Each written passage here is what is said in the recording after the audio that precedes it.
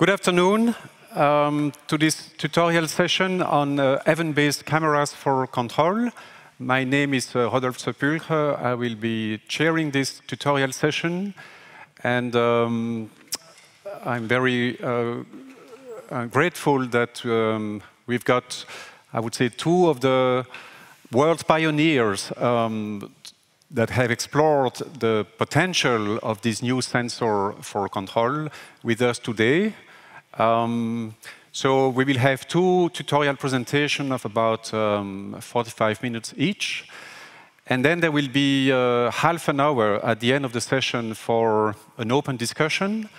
And in addition to the two main speakers, I will participate, and Nick Matney from UPenn will participate in that discussion. But really the idea is to have an open discussion about challenges and opportunities for the control community to work on this new type of sensor.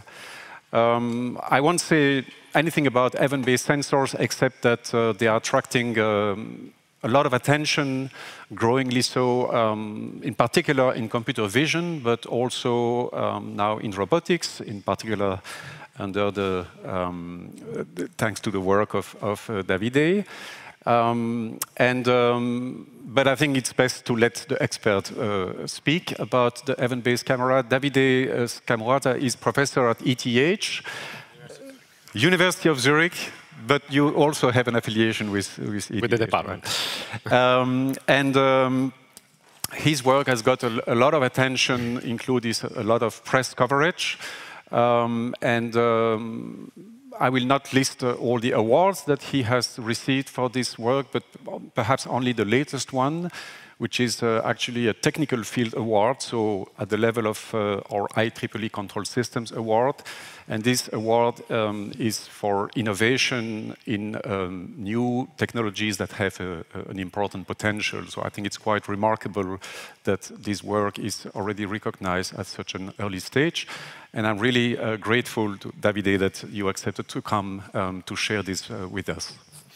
Thanks a lot, Rodolfo, for the nice introduction. It's actually a pleasure to be here and to talk about event cameras to an audience that may not be familiar much with computer vision and especially with event cameras, because they are actually quite an exotic sensor, quite a new sensor. I'm actually a roboticist by training. I did my PhD with Ron Sigvart at ETH on self-driving cars, and then in the last 13 years, I've been working on drones, and in order to make drones a little bit more agile, then I also started working on event cameras, because as you will learn soon, event cameras are actually very, very fast. So they reduce the latency of the system, which allows the system then to have an impressive agility. Let me start how usually we start the talks in robotics. We start with a nice video. So let me show you a video that many of you should have already seen before. So this is the Boston Dynamics Atlas performing parkour. And the key enablers of these technological demonstrations were actually model predictive control and perception. Actually, the robot uses as much as 4 cameras to perceive the environment around it, build a 3-dimensional map of the environment, and then predict the footsteps over a certain time horizon. So this has been possible thanks to perception. I mean, this talk is going to be mostly about perception for robotics. But perception is not yet solved. That's why we don't have autonomous cars. And by the way, probably none of us has ever seen a live demo of Boston Dynamics Atlas doing parkour. Why? Because it's extremely difficult. Robotics is still very difficult. Robotics is down. Robotics is really, really difficult. You can find this video on YouTube. Let me show you another impressive demo. So 2 summers ago, after 7 years of work and 2 ERC grants, we were able to demonstrate that an AI-powered drones using a single onboard camera and computation could outperform the world champion drone racing pilots. This result was published a few months ago in Nature. Let me show you the video trailer of the paper.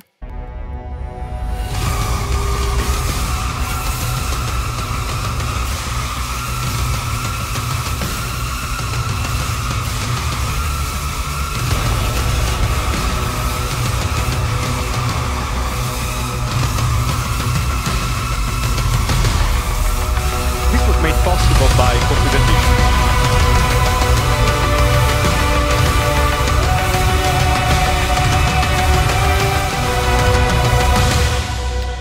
This was made possible by computer vision. The drone piloted by the human and the AI were identical, so it was really a fair competition. They used the same hardware, the same camera, with the same field of view. The only exception was that one was an AI, the other one was piloted by a human. If you're interested in the control algorithm, we also showed that you need a neural network in order to achieve or outperform humans for that. But the story is not ended yet. So reaching the performance of human pilots everywhere, it's actually still an open problem in robotics. So let's look at the behind the scenes.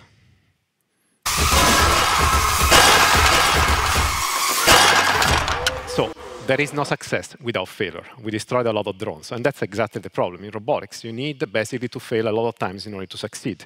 But also these videos show how weak still perception is, especially compared to human perception. So if you look back at the past 60 years of computer vision research, I say 60 years because computer vision started in around the 1960s. So all computer vision research has been devoted to standard cameras. However, I argue that standard cameras are not good enough. They are subject to motion blur because they integrate photons over time. So in low illumination, they actually experience motion blur.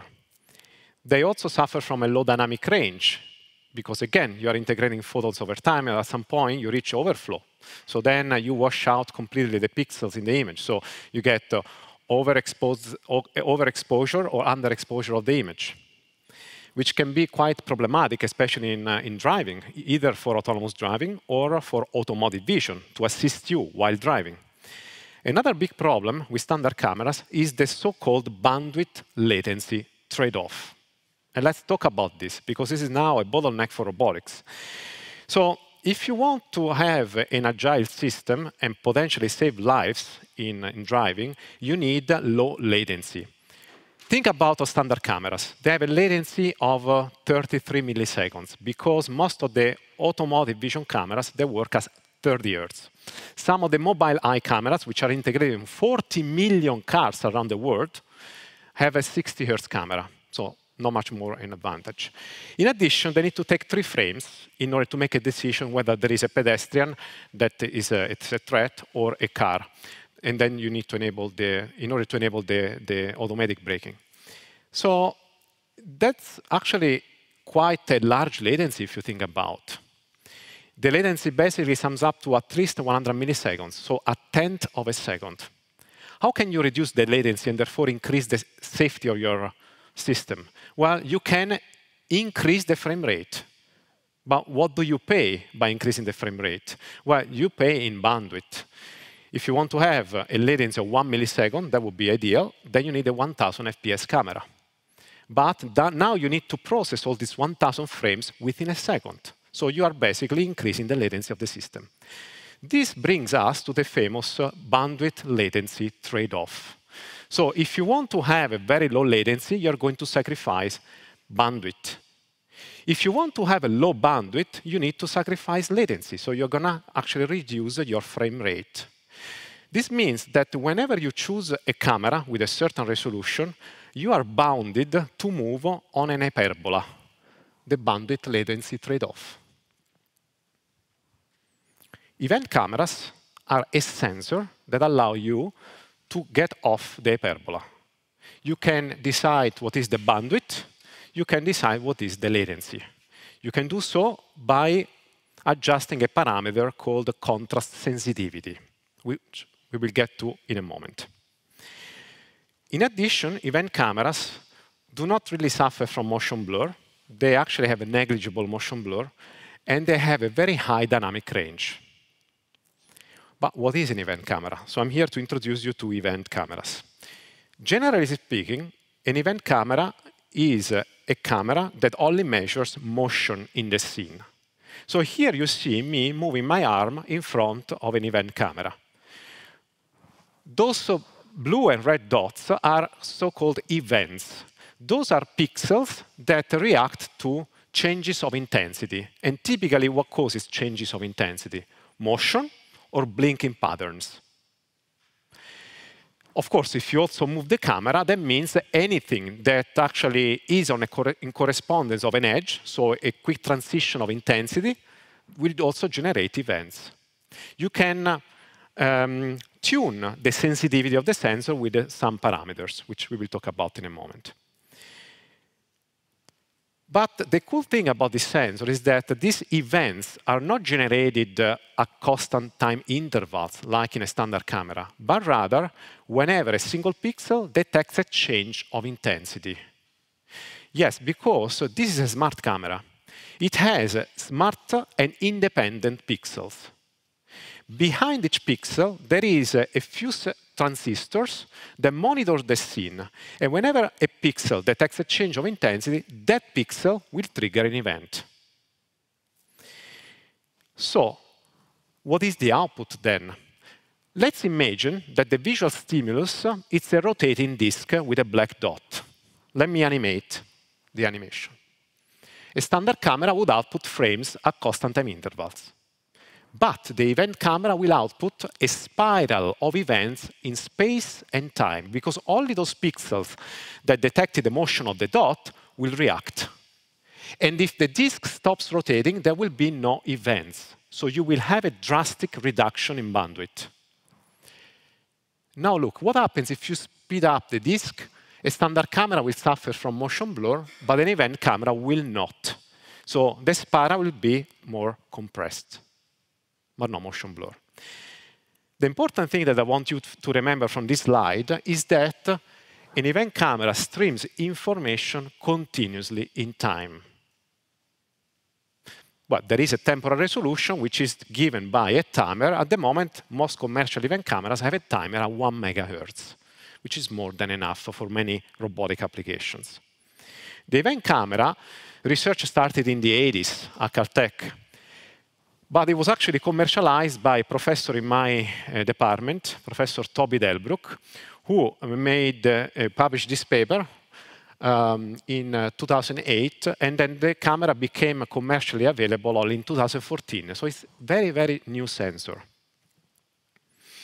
The problem with event cameras is that because the information is asynchronous, you need basically to make a paradigm shift.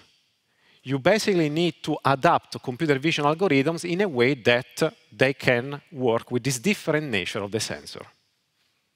In order to get there, we need to understand a little bit deeper, more in detail, how an event camera works.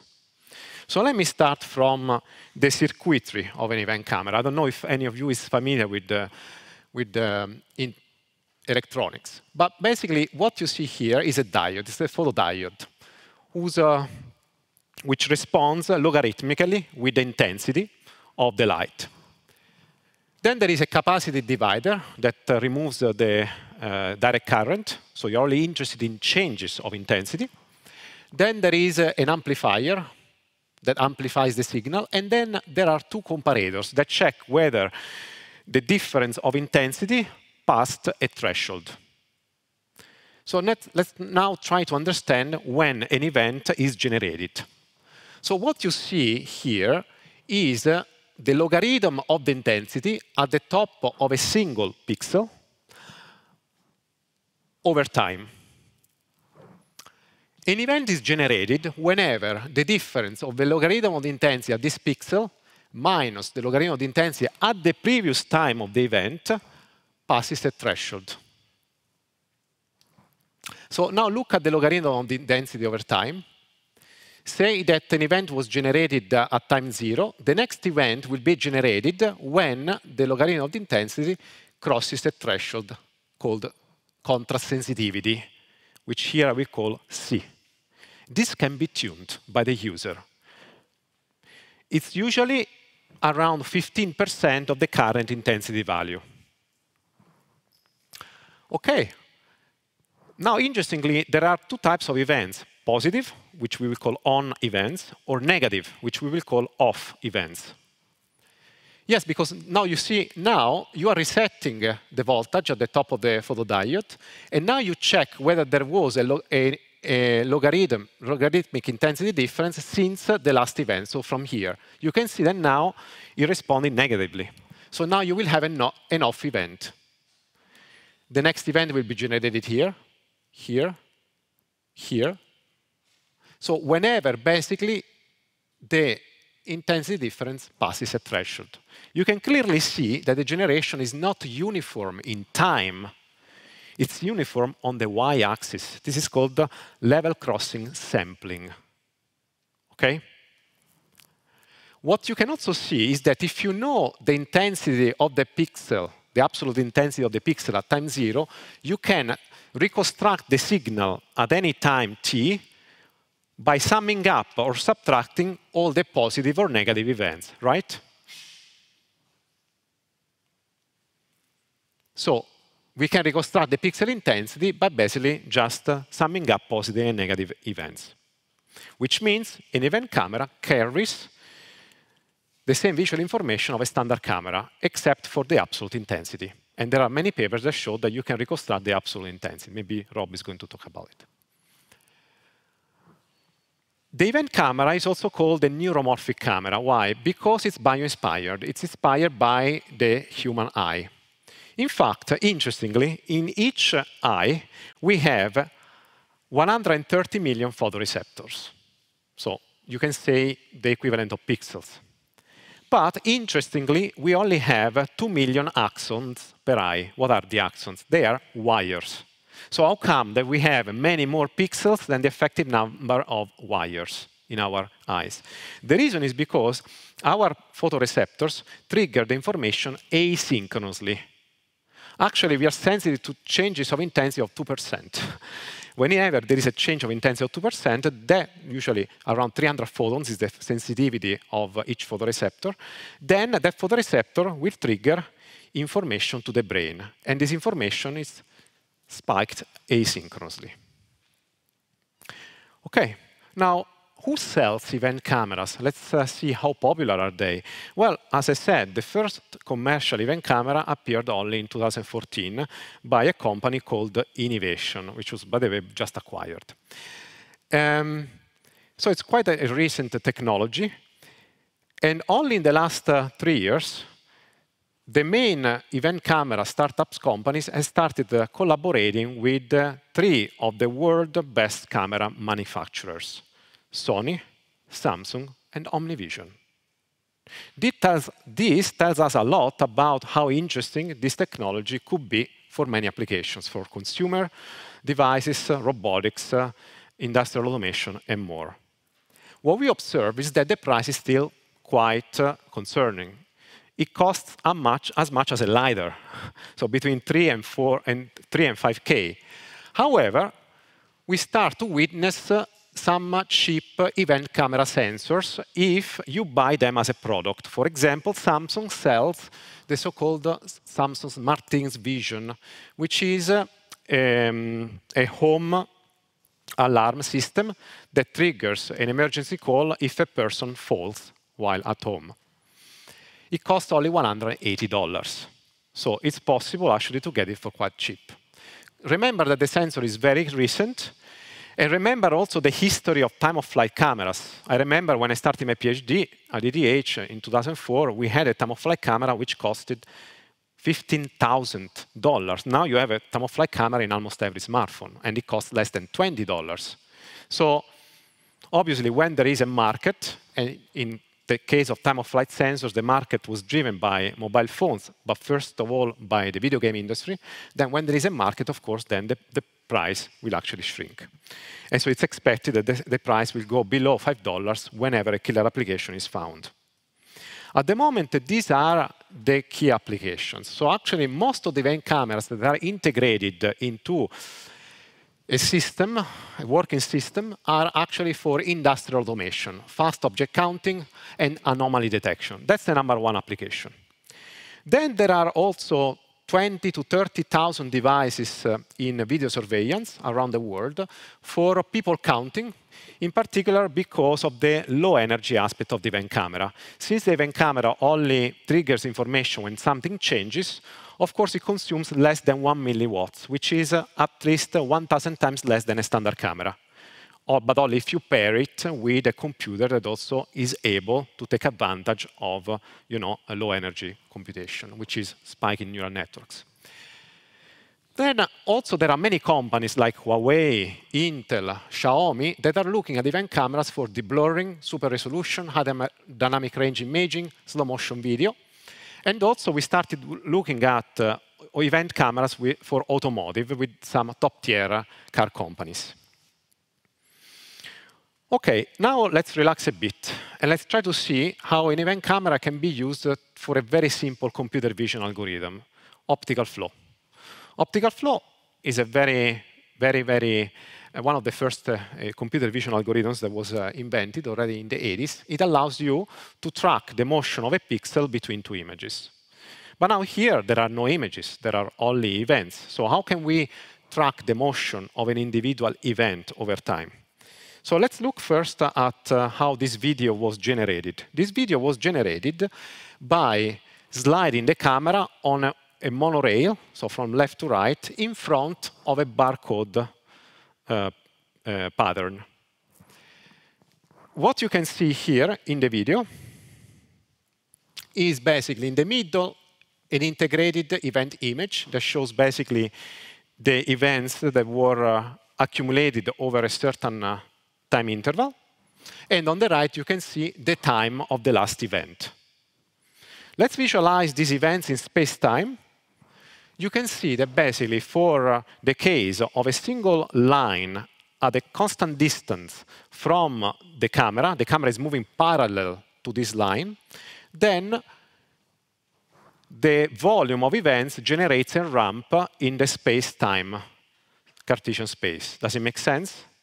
So if you wanted to compute the optical flow, so the speed of a single pixel, you could just fit a plane. Okay, I'm being very, very simplistic here. But that's actually a very simple, primitive optical flow algorithm applied to event cameras. Okay? But we want to do better than this. So the question is, how do we unlock the outstanding potential of event cameras, especially the low latency, which I remind you it's in the order of microseconds, low bandwidth, the negligible motion blur, and the very high dynamic range? Well, there are different schools of approaches, depending on whether you want to use standard techniques or rather learning-based techniques. Let's look at kind of standard techniques. So standard techniques can be divided into two schools of approaches, event-by-event methods and batch methods. Event-by-event methods are algorithms that take as input a single event and update the output. For example, a Kalman filter could be applied for that. Usually, these methods exploit the generative event model, which is the model that I explained before. The second school of approaches is batch methods. These are methods that process multiple events in batches, which means now you're sacrificing latency in favor of maybe more accuracy and precision.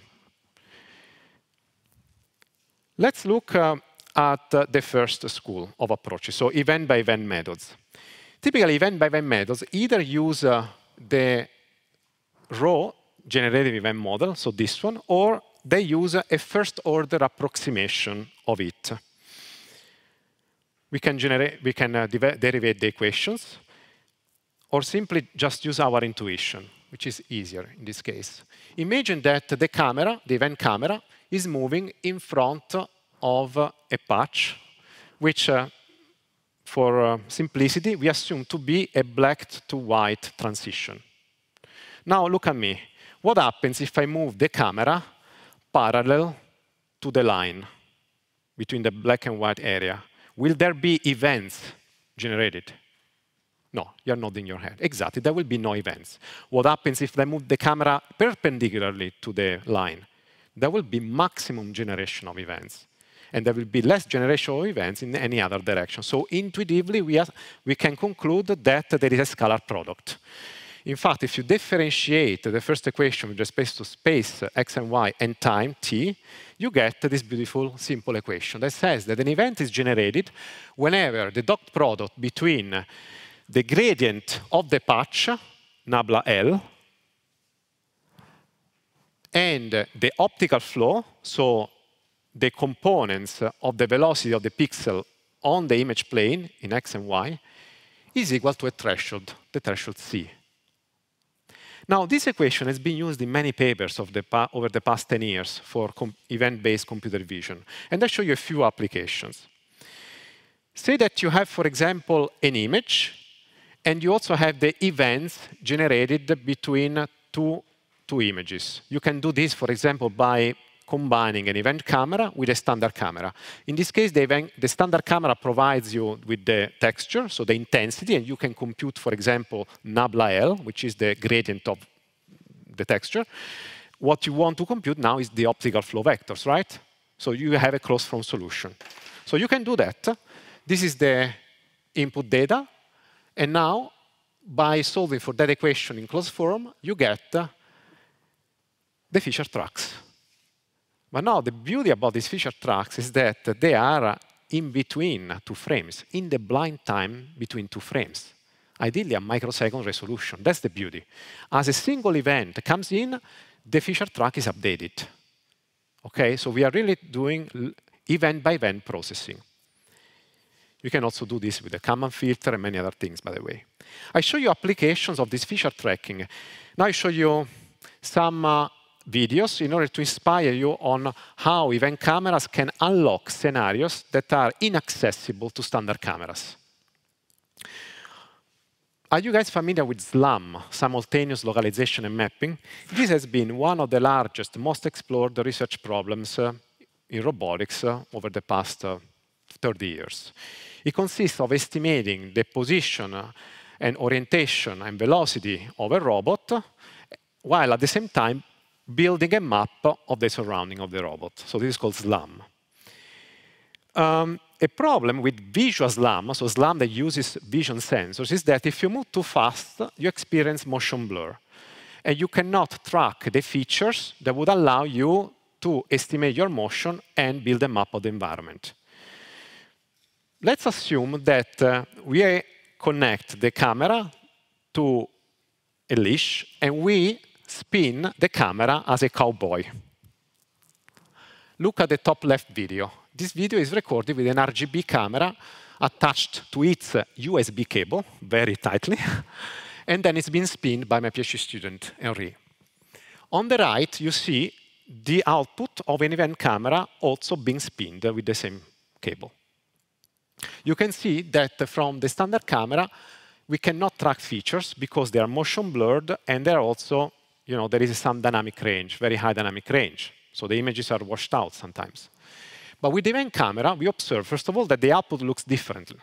But we can observe some sharp signal. So it's different, but sharp. And indeed, we can detect features and track them continuously in time.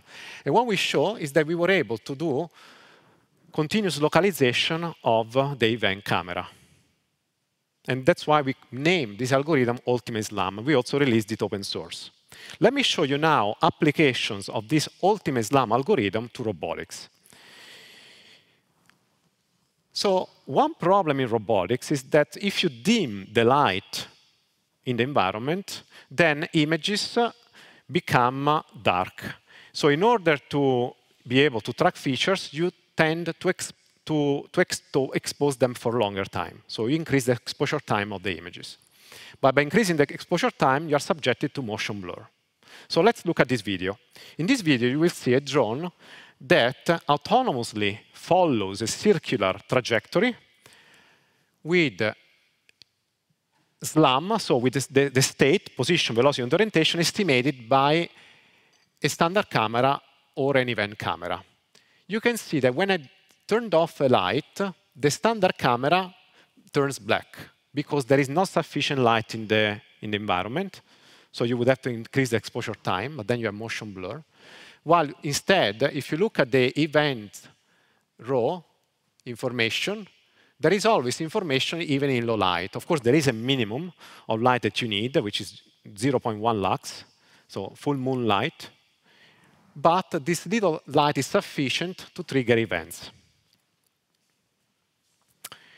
Let me even exaggerate that. This is a paper that we recently published in the Robotics and Automation Letter to address a big problem in drones nowadays. We have many drones that are being used more and more for many applications, and sometimes the motors of drones fail. It's a very rare event, but of course it can happen. And when you have maybe one day millions of drones, if 1 per mil of them loses a motor, it will become an issue. What happens when a quadcopter loses one motor? Well, as you know, because of the principle of conservation of the angular momentum, with 3 rotors, the drone will start spinning on itself like a ballerina. What is the problem? The problem is that if you are using a standard camera to compute your position reference, then the images will be motion blurred, and then you won't be able to actually do unstable hovering. Yes, because if you had position reference, for example, from GPS, people have demonstrated that you can do unstable hovering. So while spinning, you can remain on the spot. And you can even control the given trajectory. But the assumption is that you have a position estimate available. With an event camera, you do not suffer from motion blur. So we can do unstable hovering and even control the trajectory following. So here we induced the failure of one motor, and now I show you the frames and the events. You can see that the frames are strongly motion blurred, but the events are not. The drone is already autonomous and it's doing unstable hovering, while here we are doing a controlled trajectory following. So you see the drone is unstable, but we are able to control its motion thanks to the fact that the states can be reliably estimated because actually the event camera is not much affected by motion blur. There is, but it's very tiny. It's almost negligible. So we are using here that algorithm that we named Ultimate SLAM, by the way. And with that, we also started a collaboration with NASA JPL to see how event cameras can be potentially used on board the next Mars Science helicopter, which is scheduled for 2030. There is a paper that we published 2 years ago.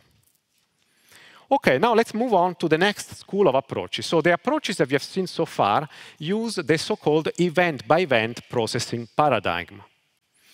But the other school of approaches processes events in batches, so all together.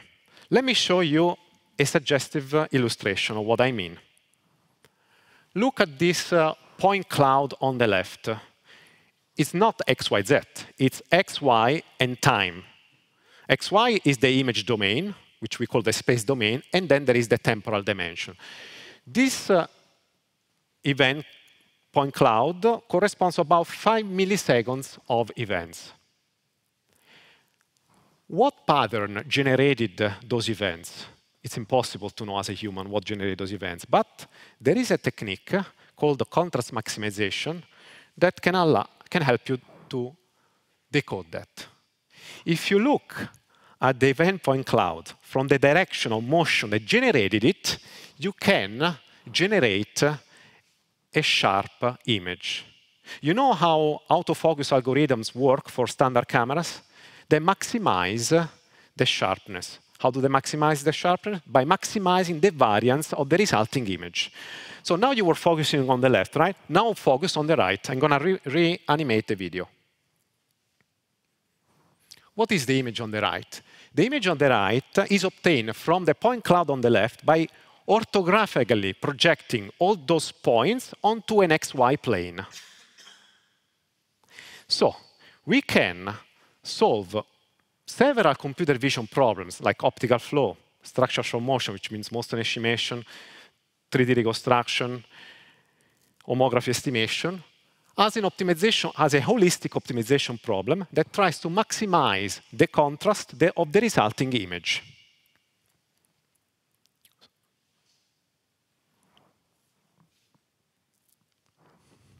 Let me show you applications of this technique.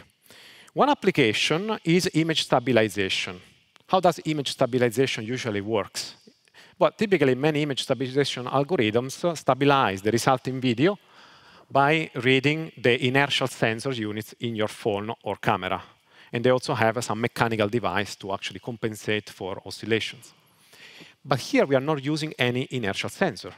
We are directly feeding the events. So we are stabilizing the image directly from visual information.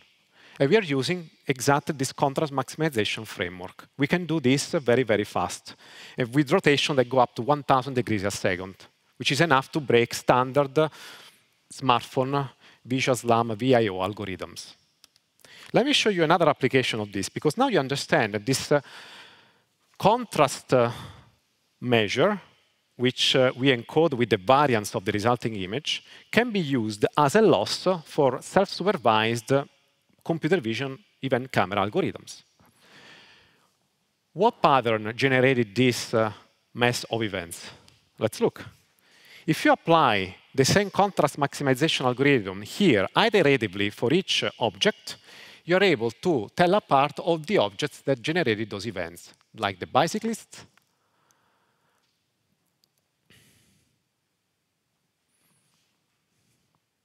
the person, the cyclist, and the background building. This point cloud was obtained from a camera attached on a car driving in an urban canyon. A question you may have is, okay, but what if you don't know which events belong to which object? In this paper, we show that you can do soft data association, probabilistic data association. So at the beginning, you make hypotheses to which class of objects each event belongs to, and you refine these classes during the optimization. The same contrast maximization framework was used in this paper, where we showed that you could use an event camera to let a drone dodge objects thrown at it. Look at the video. My student is throwing a ball while the drone is already moving forward, flying forward. Can you do this with a standard camera? Yes. Can you do it at the same speed? Depends on the computing budget. That's the point. We go back to the first slide, the bandwidth latency trade-off. Remember that? Here we managed to do so with a latency of 3.5 milliseconds. That means that we need a 300 frames per second camera, ideally, right? But to do so, it means you have enough computing budget to process all those images, in real time before the next image arrives. So I'm not saying you cannot do these things with a standard camera, but with an event camera, you can do it at much reduced bandwidth. If you tune the threshold large enough so that you can basically cap the bandwidth within a certain budget. More recently, with a collaborator from Zurich, Marco Hutter, we showed that you could demonstrate the opposite. If you can catch a ball, so if you can avoid a ball, you can also catch it by reverting the policy. So this also uses the contrast maximization framework that processes the events in batches of 3.5 milliseconds. And then you have a sliding window. That's the idea. Let me show you now an industrial application. This video is from Boeing and Strata. So Strata is based in Abu Dhabi. It's a big company, and they do the manufacturing of some wings of Boeing airplanes. Typically, when they inspect the wings, they have to inspect whether the holes on the wings have been drilled at a given depth and with a certain diameter. And they need to check that basically these dimensions are within tolerance. The way they do it is that they put a LiDAR and the camera on the end effector of an arm that then does a stop and go motion. It stops in front of each hole, computes the dimensions, and moves to the next hole. Let me show you. The operation is very slow because you need to stop in front of each hole. But now, what they showed is that this is a proof of concept. With an event camera, you don't need to stop at all. So you make the inspection 10 times faster. And that's very interesting. This is not yet integrated in a large facility, but it's a proof of concept that shows that there is a potential to use these things, for example, for improving efficiency of inspection.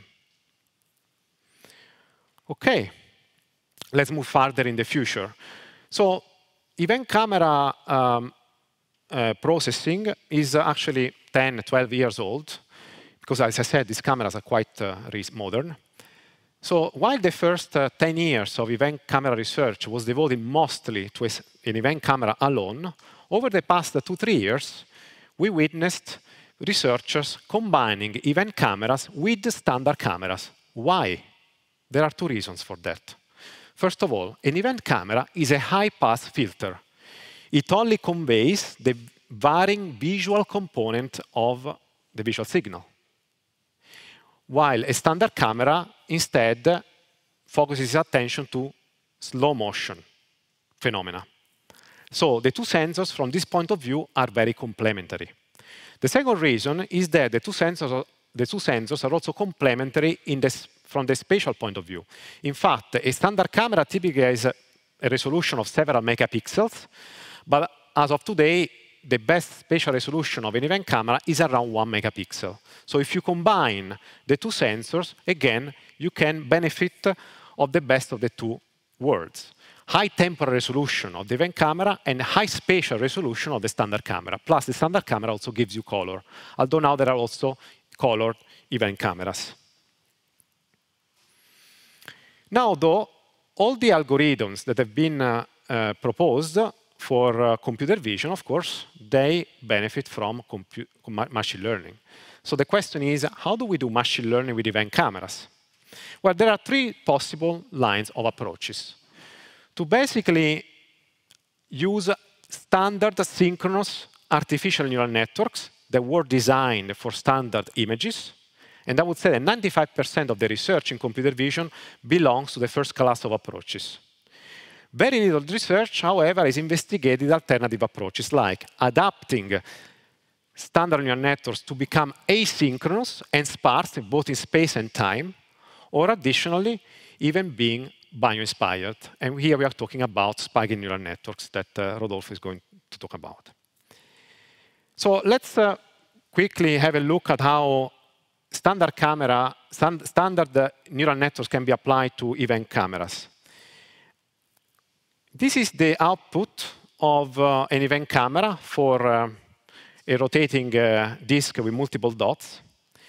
The way that 95% of approaches apply neural networks to event cameras is by voxelizing, basically, the events. So they map the events into voxels. They quantize the events in space and time. So now the point cloud becomes a voxel representation in space and time, where in each voxel you count the number of events that you want to have, depending on which spatial and temporal resolution you may want to have. It's very simple, if you think about, and then you just need to retrain the neural network for this new representation. But interesting things come out, even if you do something so simple. In this video, this is from a CVPR paper, for example, we do video frame interpolation. We take a low frame rate video at 20 Hertz, the events between two consecutive frames, and we are able to interpolate the video to generate an upsampled video at 300 frames per second. You can clearly see that while the input video is very choppy, the output video is very smooth. And this is possible because events, remember, are continuous in time. They have a temporal resolution, ideally, of 1 microsecond.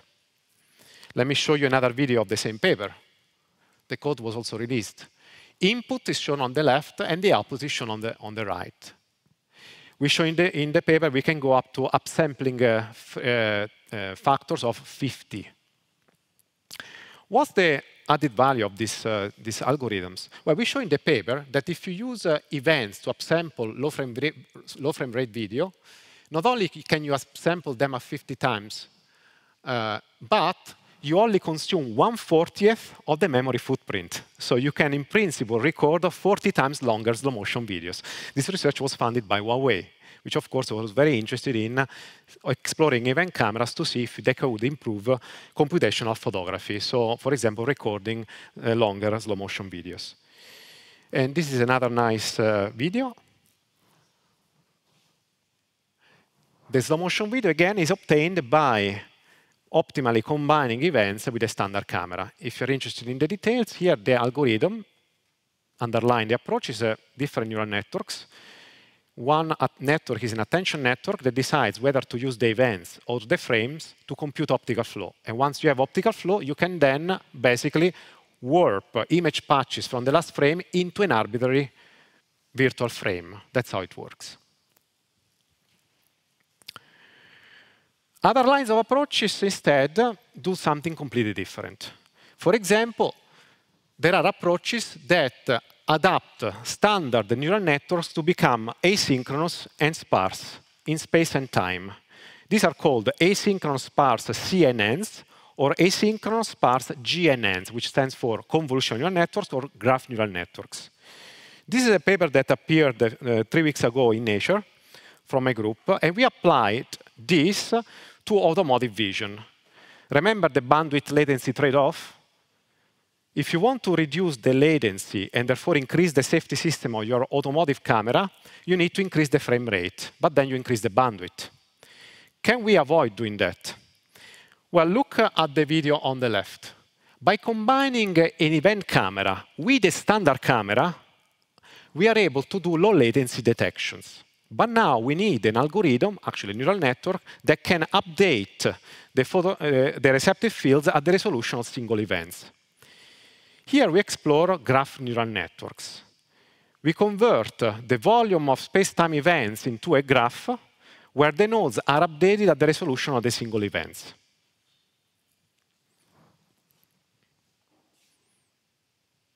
This is a slow motion video, what happens. On the right, you're going to see now the graph. And on the top, you see a zoomed-in version of this graph. And then the nodes of this graph are updated asynchronously.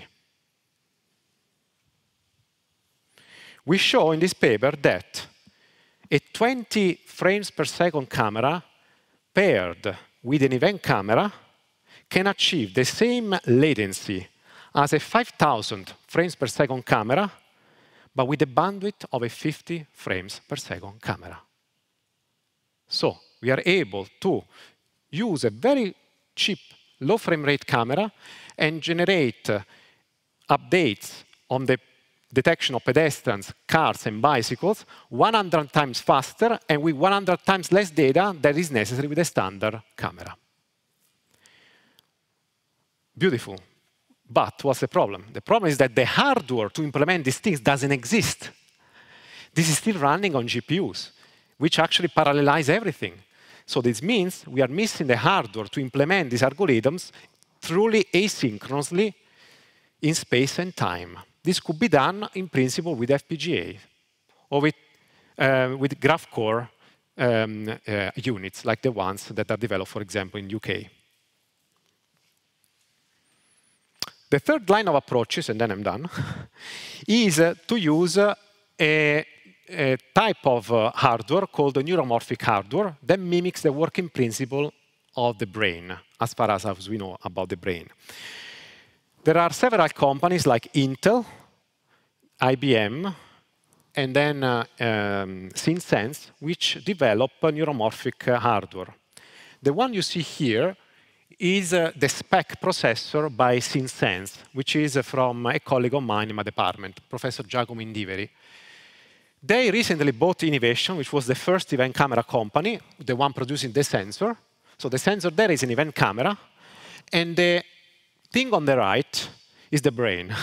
That one is a neuromorphic processor that has 2 million spiking neurons, and at the moment it can do the detection of faces at 50 Hertz. And it's been deployed on over 30,000 units for people counting. The advantage, it consumes less than 1 milliwatt. So you only need to change the battery every 7-8 years, they say, instead of every year. And now, just an outlook. I mean, we don't have yet a solution. How could this be used in robotics? Well, all the videos I show you so far, they are synchronous. But ideally, what one would like to do is low latency control commands. So sending high bandwidth control. Ideally, what you would like to do is to generate an update of your control command at the resolution of the single events. Well, these spiking neural networks are a good promise towards that. This is a collaboration with Intel Neuromorphic Labs. What you see here is a dual copter. So it's a copter that is constrained to rotate around one axis. At the front is an event camera that tries to mimic the rotation of a disk. The disk is being moved by a human. This is a task of reflex control. where you want basically the dual copter to mimic the rotations of the disk by the human, using only the visual stimulus. Well, here we used a Spaghetti neural network that basically was trained end-to-end. So it produces a control command at the resolution of a single event. This was done using the Intel Loihi neuromorphic processor. Let me show you a cool video of it. Here it's just 1 degree of freedom, but it shows the potential of this. Now we are planning to extend this to 6 degrees of freedom. And this brings me to the last slide, history about my personal view on the history of event cameras. Event cameras, so the first paper on the DVS, the dynamic vision sensor, came out in 2008, which reported about an event camera of 128 by 128 pixels. The size was big, 40 microns per pixel. Then, 10 years later, another company was founded in France called Prophecy that managed to reduce the pixel size to 15 microns and therefore make higher resolution sensors, 640 by 480. This is the standard in robotics vision. In 2019, Apple and Meta published more than 100 patents on event cameras for eye tracking, mostly from Apple. In 2021, Sony, Samsung, and OmniVision, 3 of the largest camera companies, they partnered with the 3 startups on event cameras to basically further shrink the pixel size to over a megapixel. That's only in 2021. In 2022, Meta opened the event-based sensing labs. And in the same year, ESA, the European Space Agency, in collaboration with some Australian researcher, Greg Cohen, they put 3 event cameras in space. There are 2 on the International Space Station and 1 on a CubeSat satellite. And in 2023, one of the largest event camera startups, Prophecy, started a multi-year deal with Qualcomm to put event cameras on smartphones.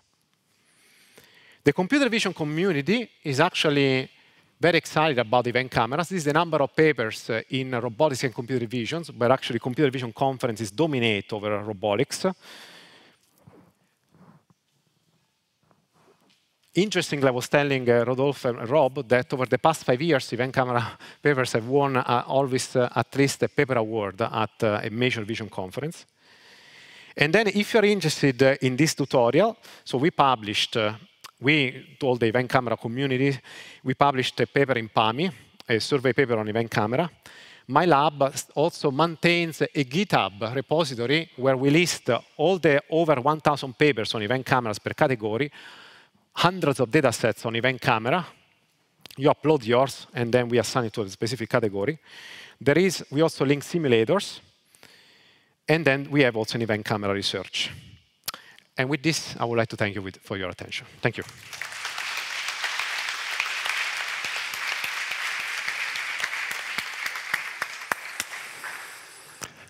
Thank you very much, Davide. Very inspiring talk. We might take just 1 or 2 questions and then postpone the discussion till after the second talk. But if there are there any questions, pressing questions?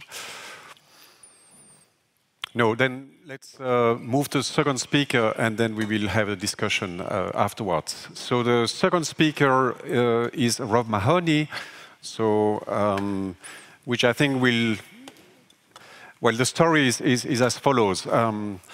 After I decided to organize this tutorial, I first invited Davide, and then I thought it would be nice to have someone from the control community sharing some experience with event-based cameras. And because Rob is a good friend of mine, I dropped him an email. I say, Rob, do you know of anyone in control who knows a little bit about event-based camera? And Rob answered, oh, I wrote a few papers about it. And I think that Rob is probably one of the only researchers of the control community who has really digged into how to do estimation and filtering from these new types of sensing modality. So thank you very much, Rob, for sharing your early work with us. Thank you so much. So a pleasure to be here. Do we have, we do, fantastic. So David has started the talk by saying he's a robotics person. So my foundation and my formation, of course, is control systems. And then over the years, I worked in robotics as an application domain and found it fascinating. And I ended up in this Centre of Excellence in Australia, which brought together the robotics community in Australia and the computer vision community in Australia. And it was called the Australian Centre for Robotic Vision. And the idea was to realise or to try and reduce the distance between the robotics community and the computer vision community, since computer vision is such an important robotics sensor. And I found myself in this centre as a systems and controls researcher who was doing a bit of robotics, and finding a place to put my time and energy, I ended up working a little bit on event cameras. And so I was introduced into this exciting new technology. And the reason why it's so exciting for control theory people to do this is because fundamentally the sensing paradigm of an event camera is well suited to a continuous time framework of thinking, and it's very, very susceptible to systems thinking and control systems. So what I'd like to do with you today is sitting on following David's talk that's provided such insight into the actual working of the camera. I want to go back over the basic sort of image reconstruction algorithm and give a systems theoretic perspective of that, reinterpreting some of the things David has said. And then what I'm going to do is go through 4 vignettes of applications that we've done and provide a systems theoretic sort of perspective of those. And I won't bother explaining the pictures because I'll go through them as I go through.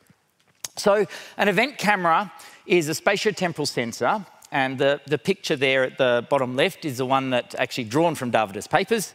So this is the sort of the way to think about what's going on. And so we think about the events then as a stream of data which comes out. Each piece of data has a polarity, so typically a plus or minus 1, the sigma.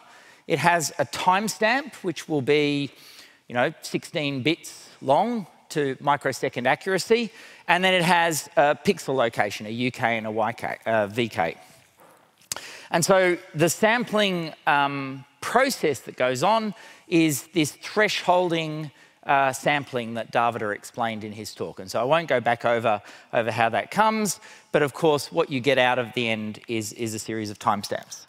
So a very basic problem to ask with an event camera is, can I reconstruct an estimate of the signal that went into the sensor? Because I get this data which is in the form of a bunch of events. So in a sense, it's an abstract data stream. So can I actually reconstruct the signal that came out of the camera? And so direct integration is the very basic approach of doing this, where essentially each event comes in, you select the events at a given pixel, and then each one of those events, you sum up the polarities here for that particular pixel, and what you get at the end of it is an estimate of the intensity at that pixel minus the unknown absolute intensity, because the event camera doesn't give you that background information, and plus whatever noise has been introduced into the process by the sampling process. So in the computer vision community, an event camera is looked at as a data generation algorithm, right? In the control community, the actual data that you're getting here can be actually formulated and understood as a continuous time signal. And this concept is deceptively powerful. It's a very, very simple idea that instead of treating this as a data set, instead of treating it as a bunch of data or a batch of data, what we really have with an event camera is a continuous time signal. So it's continuous time, but it's made up of Dirac delta functions and Kronecker delta functions. So it's got integral structure, but it's not a continuous, it's not Lipschitz continuous, but it is in continuous time. And so if we think about the signal in that way, we can actually replace this direct integration, this summation, which is a computer a computer science concept with an actual continuous time systems integral type concept. So direct integration can be thought of as simply taking a continuous time signal and then flowing that signal through a continuous time system to get a continuous time output. And the output, of course, is a zero-order hold signal that you get out of this, but it still can be analysed and thought of in terms of systems theory. So let's just think about what you can do with that formulation, that way of thinking about the problem. So here we have a picture of one of my PhD students riding a bicycle past an event camera. And so on the left, the event camera is stationary in this situation. So on the left, there's no events because the environment is static. You get quite a nice image in white and black of the PhD student going by. So as their white shirt goes across the pixel, you get a lot of positive events. As their white shirt passes the back of the pixel, you get a lot of negative events. The whole lot adds up, and you should, behind the cyclist, see dark grey again, nothing. And of course you don't, because events are noisy and noise gets integrated up. And because there's no high pass on this, if you're just integrating up events, you end up with what we call dirty noise. So a bunch of events sort of sitting in space and lasting on forever. So the obvious thing to do is high pass filter the signal. And the nice thing about this perspective is that we're now talking about this like a continuous time filtering problem, right? We're not trying to figure out how to do some computer algorithm to get rid of noise on the right-hand side. We're just saying, okay, we're control systems people. I'm just going to whack a high pass system on this, and I'll get rid of everything below the bandwidth of alpha radians per second. So typically in these algorithms, I set alpha at around about 6. Which is a rise time of around about 2.5 a second. 2 on 6, so about 1/3 of a second. Bandwidth of around about 6 rads or 1 hertz. So that's the sort of thinking that goes into these. All right, but I don't want to implement that as a continuous time filter. I happen to be a control theory person, so I know about feedback. So instead of doing a high-pass filter as a high-pass as just a signal processor, I'm going to whack it into a feedback loop, okay? So I've got my events coming in here. I put them into the feedback loop. They get integrated by the one on S, and then the high-pass is a natural consequence of the feedback nature of that particular loop. So I've replaced some sort of abstract continuous time filtering problem by a control feedback system that I'm driving with my events, and I'm solving that continuous time ODE at the bottom, and it's continuous time thinking that's going in here. I'm going to solve that continuous time ODE, and that will be my high-pass filter. So let's look at that particular problem. So here's this ODE that I have available to me that's really a continuous time model of what's going on, and I look at that, and I can solve that analytically, right? Because the capital E there is an event stream. So that capital E is nothing at all between events. So between time tk and tk plus 1, I'm solving ddt of L hat equals minus L hat. So I hope everyone here in the room can solve that ODE analytically, as we've got written down there. And then at the end of that period, suddenly an event comes along, and then that's an instantaneous piece of information, again gets integrated up, and you just get this, step update on the second line at the bottom. So this piecewise continuous asynchronous update that we're computing here is the analytic solution of the continuous time filter for the exact data sequence that we're getting in from the event camera, okay? So switching from this perspective of treating event camera as a data generation system to a signal generation system, one that generates these streams of Dirac delta functions in continuous time, leads to an algorithm which can be implemented on a digital computer. And of course, you still have to compute this exponential here. This is a scalar exponential. And so when we do that in anger on a real system, we do all sorts of approximations of the exponential. But we're still able to compute this thing and think of it in continuous time. So that's sort of a background in introduction to event cameras and direct integration, and gives you a perspective from a systems theory point of view as to why this is so exciting. So let me go through a few vinaigrettes then in this area, and I'll start with one of these problems that David alluded to, which is applying an asynchronous Kalman filter, applying Kalman filtering to blob tracking, and that's the left-hand image here where we're tracking in this image here. When I come, this image here, we're actually in there. It's a little bit hard to see, but there's actually a quadrotor that we're tracking as it flies around, and I'll show you a little bit of data from that. That's not what I'm doing. I'm doing asynchronous Kalman filter. Sorry about that. I am doing the asynchronous Kalman filter version. I'll do the blob tracking in the next one. I'm doing the reconstruction of an image first. My apologies for getting myself sorted out there.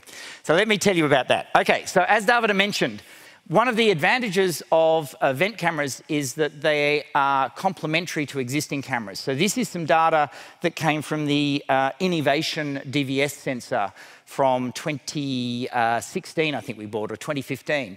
And if you remember David's comments about when these cameras became available, in 2015, this was a pretty rough and ready sensor, right? So this is 680 by 420 pixels, and it's not a great sensor.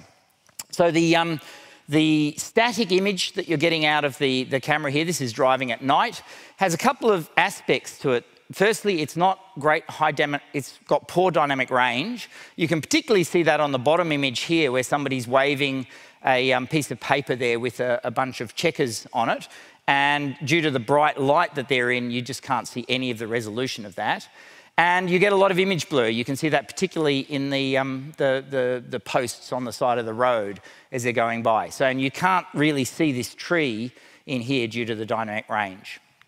So in the event stream, of course, a lot of that information is available to you, but none of the actual texture, none of the actual intensity information of the base images are. And so if you can put those two images together, then you can create these much richer sort of images. So they're very, very synergistic, but these two sensors.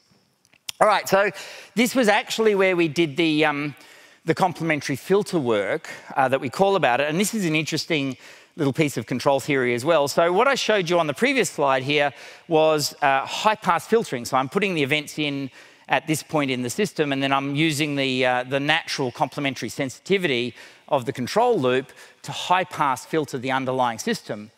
If I have raw input frames, right, I want low-pass information on those, and so I'm going to put them into the complementary sensitivity sort of port of the feedback loop. So sorry, I meant the sensitivity port of with the events. So this is what you can see here in the response down the bottom. So the band pass, or the low band response of the system. So this is the complementary sensitivity, is given as the standard response of a control system. So that's what we capture from the image. And what we capture from putting the events in this pre area, so if you imagine pulling that string through the integrator, we're doing direct integration of the nth stream, and then that's going in as an output disturbance, so it gets filtered by the complementary sensitivity. And of course, the complementary sensitivity and the sensitivity add to 1. So what we're doing is we're combining some of the bandwidth of the camera and some of the bandwidth of the event sensor, and it's an all-pass filter of the information that we have. So we're sort of grabbing the best from the camera and the best from the events and fusing them together to get good results. So that was actually work that was done back in 2018, was published. So this is quite early in the sort of the procedure of event cameras. So one of the things I wanted to tell you about today was sort of an advance on that, that itself is a little bit old. So the PAMI paper came out in 2023, but the original conference papers are right back in 2020 and 2021. And the idea is that when you build that filter, then you're choosing a gain here. In this case, I've called it K of T because it's a Kalman gain that I'm going to use. And you're hand tuning what that gain is. So what you'd like to be able to do is actually allow the control theory intuition about adaptive gain tuning into play to actually make the outcome of the system as good as you can possibly get. And so what we did here was we used the theory of Kalman filtering. So we're looking at individual pixels and we're studying noise parameterizations of the events associated with that pixels and noise parameterizations of the intensity measurements associated with that pixels. And then we're using our models that we put together for those. So that's the R and the Q matrices here. And I won't go into the details of how we built those models, but they're in the paper. And then we throw that into an asynchronous Kalman filter. So we throw that into a Kalman filter, compute the covariance of the associated state estimate, pull that through the Kalman gain, and use the Kalman gain then to do this complementary filtering, which is what we're doing. And we do a little bit of deblurring and temporal interpolation to improve the quality of the input data in the system. So the point about this is that we're really implementing a Kalman-Bucci filter. So when you look at what that filter is that we're building there, we get a Riccardi equation, but we get the Kalman-Bucci continuous time Riccardi equation. So the noise models that we use here are actually Wiener processes in continuous time on the actual evolution of the underlying image intensity. That's how we build these noises up. So this is really a continuous time stochastic model that we're implementing. And because of the nature of the noise, the Q term here is event-driven. So the Q matrix is essentially an event stream. So it's 0 except when an event occurs. And then we have a Riccardi equation. Remember, this is a scalar Riccardi equation, so there's no A matrix to mess things up. And we can integrate that Riccardi equation exactly. So this is, again, an analytic solution of that Riccardi equation. There's no discretization of my Riccardi equation in here at all. I solve it between TP and TP plus 1. I get a time-varying Riccardi equation, and then I update it when the event comes along with a little bit more uncertainty from the state evolution. So this solution is exact. There's no approximation, and that's sort of really cool. And then what we do is we take that into the continuous time filter equations that we had. And again, we can now solve those. Even with this Kp of t, which is time varying, we can actually find analytic solutions to these ODEs that we're doing. So again, I'm solving the analytic update of this filtering problem on the interval TP to TP plus 1, and then I'm updating with the event stream as it comes through. So it's an incredibly elegant sort of formulation of the underlying filtering problems that we get out of this way of thinking about it. And it leads to these asynchronous continuous time models that you only actually evaluate at time tk plus 1. So this solution is analytic, and you algebraically evaluate that when you get a new event in. So you have the data from time tk minus 1, you get an event in, you compute the update L hat p at time tk, and then you do the update of the event that's associated with it. Unless you need to interpolate, in which case you can just stop the time and evaluate at that point. All right, in order that we can do high frame rate interpolation, we use a paper that was actually written sort of parallel to ours at ANU, which sort of goes through a deblurring process. So uses events, interpolates between images. So there's two things that are going on here. You can sort of see it in this picture on the right-hand side. So you've got the period in blue when the actual camera is taking an image, and so there's image blur that occurs during that time, and you can take out the image blur using this deblurring algorithm with a double integral, and then we interpolate across the image so that we're not actually sort of doing linear interpolation for the image. We're using the events to interpolate. And that's very similar to what Davide was talking about with getting optical flow and doing this interpolation in between the images. So the result we get out of that is, and again, remember this is, I think this was actually a 2020 paper or something like that. So we were comparing it to a couple of other algorithms that were available at the time. ECNN is definitely Davide one. E2Vid is the original one, isn't it? ECNN came from your lab as well. So you can't do event camera work without comparing to the Davide work. But we were getting, without using machine learning here at all, we're getting really quite clean high frequency, good reconstruction of video out of doing this. And really what's going on here that's better than the previous work we did was where we get bright lights and where we get really dark areas, we trust the events more because the camera becomes the high dynamic range of the poor dynamic range of the camera comes into play. And so we trust the events, and that interpolates into those periods. So we get a lot less blur, we get a lot more clarity in the underlying systems. You can see bleeding from the brightness of the camera in the complementary filter, and ours was quite clean. So we were quite proud with these results, and of course this algorithm is available online and can be run. So see if I can get on. So that gives you an idea of where a sort of systems theoretic perspective is up to in terms of image reconstruction. So let me go on to the problem that I started introducing erroneously before of tracking objects in space. So this problem is associated with being able to, so a very important problem in robotics, which is tracking features in space. So Davida showed a number of applications in doing this. And so obviously event cameras are really a powerful framework in able to do this and really pushing the limits. So there's two applications here I'm showing. One of them is tracking LED tail lights of a car.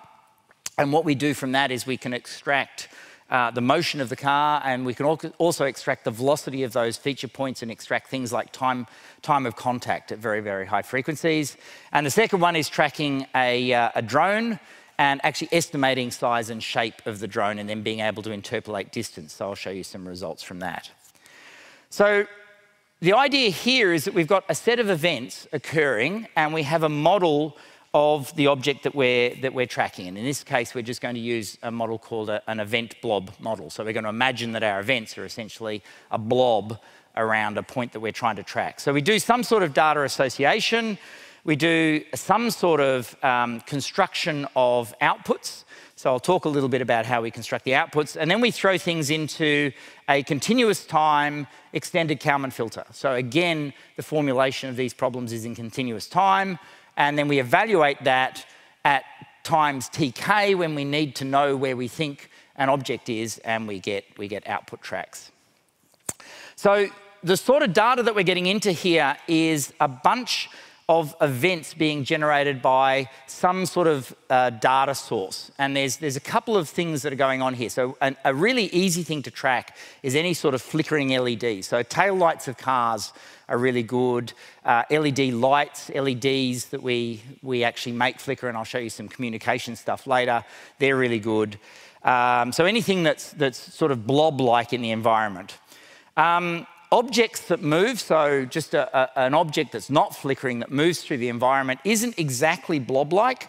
And if you actually look at this picture here and just look at that blob of the events, what you actually are seeing there is some positive events as a white object moves against the dark background, and then a little bit behind it, some negative events as the background moves across, fills in behind the white object. So you actually get this sort of double peak sort of approach in the sort of data that you get out of that sort of a structure. And so in the paper, you'll see that we do a very simple trick to co-locate the two edges of an object that's moving. But the easy way to think about it is we've just got a blob, and then we think about a state parameterization of that blob, which is the center of the blob. We have a velocity of the blob, we have an orientation of the blob, and we have two principal axes. So we're actually going to measure how big the blob is, okay? And that's a really important part of the filter because you don't know in advance what the object is that you're trying to track, and I'll show you that it's important that you actually measure that so that you can know how to do data association, because if you don't know how big the object is, you don't know which events are associated with it. So you end up with a reasonably large state for a control systems problem anyway, and in continuous time. And so then you get a sequence of events, and the data association is just going to be a nearest neighbor data association. I'll show it to you later. So what I'm going to assume is that each event that I'm coming into this algorithm, I have associated with the tracking problem that I'm tackling. And so what that means is this red box at the bottom there, that when I get an event in, I can evaluate the state at the time associated with that event timestamp. So I take the timestamp TK from the event, I evaluate my continuous time state. It'll actually be, in the filter case, it'll be the hats that I use, but think about this as a true state for the moment. And then the measurement of position, the pixel that it comes into, will be the true state plus an uncertainty associated with the size of the blob, right? And so this is a generative noise model for the actual pixel locations of the event. And this is actually a relatively important step in working with event cameras, is actually figuring out how to turn the measurement events into a measurement model that you can actually work on with traditional science. And I'll show you, it's actually one of the key tricks in the filter is how we get around some of the problems that we get with that. So just to introduce some notation here, so this capital lambda then is my uncertainty, or it's the blob size, which also translates into the uncertainty of the events, and it has two principal axes and a rotation in it. All right, so my generative noise model that I want to use is the event location as a function of the position and an uncertainty function, the Gaussian uncertainty function. Now, I can't use that in a Kalman filter. And the reason is because the stochastic model of the noise depends on the state of the system. So if you try and ingest that lambda k into the QK role of a Kalman filter, so you ingest the state estimate into the stochastic model of the disturbance in a Kalman filter, really bad things happen. It doesn't work at all, and you can see why. I mean, it's data incest in the worst of ways. So I can't use that model as written, but what I can do is I can rewrite the model as I have there. So I can say, okay, well, I'll pre-multiply by the state uncertainty, and I'll pull all of the stuff that's known into an output function, right? So lambda to the -1 psi k minus pk. So that's definitely a known function. And indeed, the model for the uncertainty in that known function is eta of k, which I do know, because that's a Gaussian with unit variance. And what I do is I use this work by Giulia and La Viola, where we now use a pseudo measurement. So we put a y of k in, and we say that's my measurement, but y of k is just the mean of my distribution, which is 0. So now I've got a measurement model where there's no uncertainty on the right-hand side. Well, the uncertainty is something that I know, so I can pump that into my Kalman filter, and I can turn on a Kalman filter.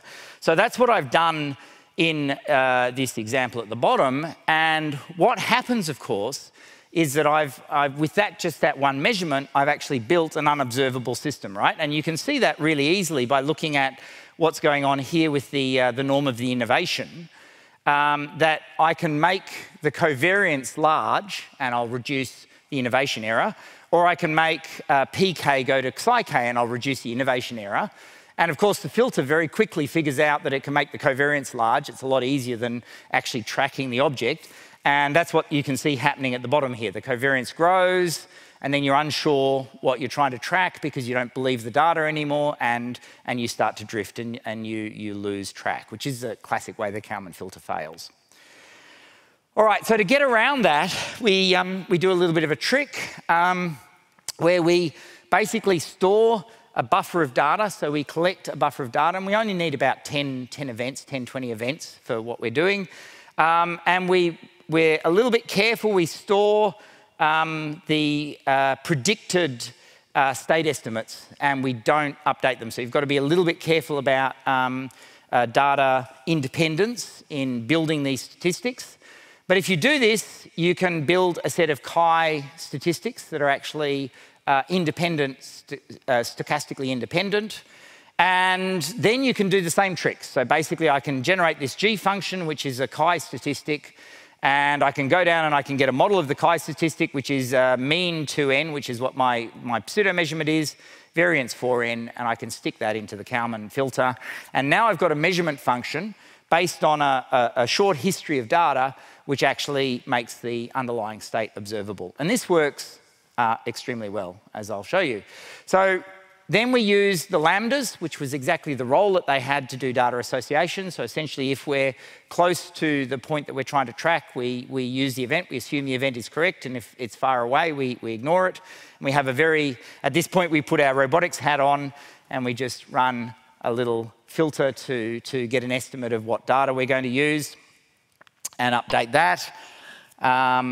And then we turn the filter on. And this is so tracking a blob going around on a disk is something that's been done in the literature before. And in fact, Toby did it back in 2012 or something like that.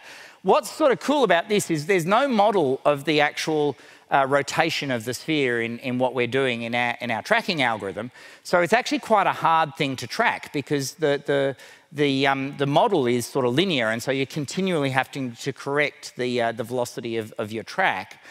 And yet, with this setup, we're able to basically turn the speed on this track up to, I think it's about 11,000 pixels per second is what we're tracking. And that turns out to be around about one event per pixel. So it ends up to be that we've pushed this up to around about the spatial limit of sampling. So once you go below around about one event per pixel, then you're not really getting any information on the track, you know, in between pixels, and then we start to lose track. And this is the fastest sort of blob tracker around.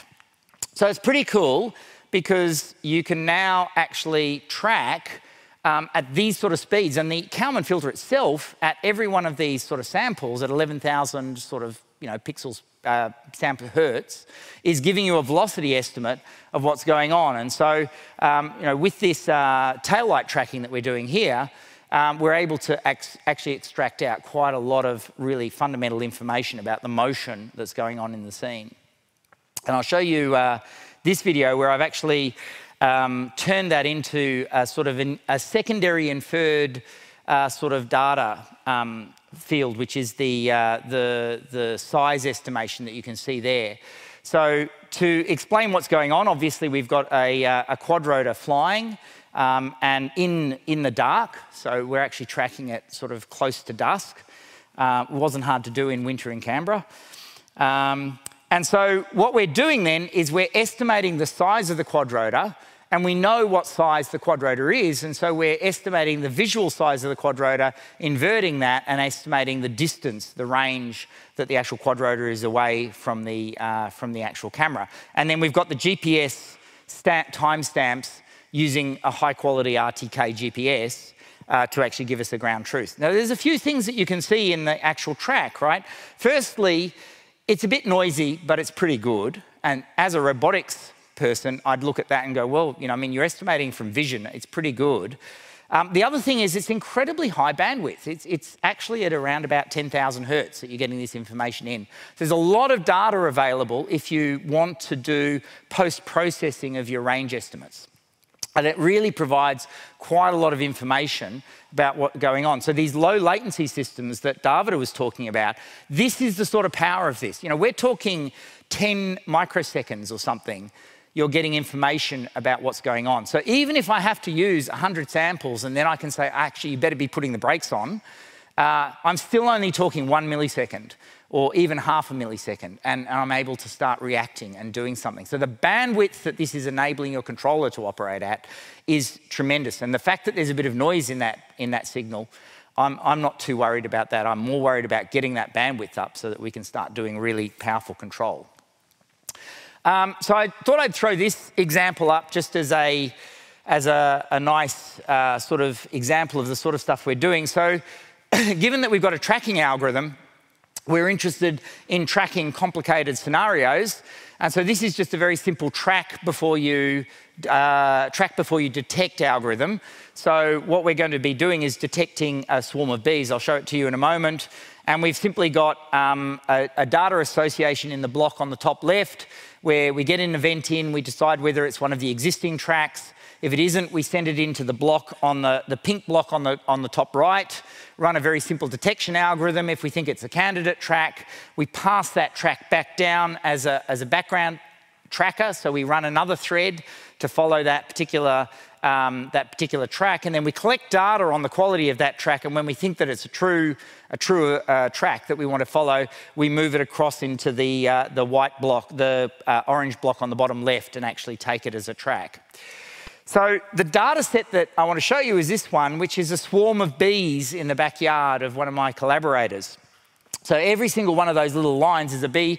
This is a data representation called the surface of active events.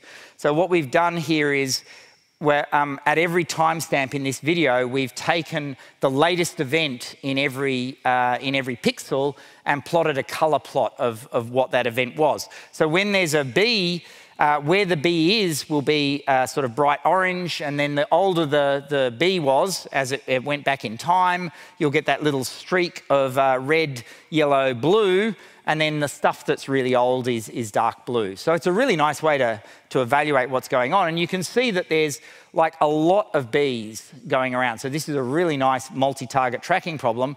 And it's got some nice aspects to it. It's got parts where there's not much background motion, and then it's got the tree in the bottom right, where there's quite a lot of background stuff going on. And this is very preliminary work, but this is our tracking algorithm running, managing the tracks. And you can see that, we're running, I think, about 300 or 400 different tracks parallel on a computer in reasonably real time. And no problem at all tracking these things. So, event comes in, you assign it into an existing track, and the Kalman filter update is very, very simple, right? I mean, it run as an asynchronous Kalman filter update, and then you do a little bit of data management to identify new tracks. So it's a pretty cool little example that shows that these things can work in practice. Now I should go forward into the next one. All right, so next one I want to talk about is quite interesting from a systems theoretical perspective, and this is removing flicker in images. So flicker is actually the curse of an event camera. So this is fluorescent lights, and because they're flashing on and off, an event camera is really good at finding things that change intensity. So flickering lights create a lot of events, and they're actually not necessarily a good thing. So one of the underlying problems in event cameras is actually data management and data compression. And one of the things you want to compress out of data is flicker. So let's have a look at a flickering light. So this is that fluorescent light, and we've taken a bunch of events and we've integrated it out, and we've done a power spectral decomposition of that. And you can see that you've got the biggest peak at 100 hertz. So power in Australia is at 50 hertz. So the biggest peak is where the fluorescent light is flashing on, both during the positive current and the negative current. You've got a reasonably significant peak at 50 hertz where the actual current's going on and off. And then you've got all these harmonics because it's not actually a sinusoid that comes out of these things.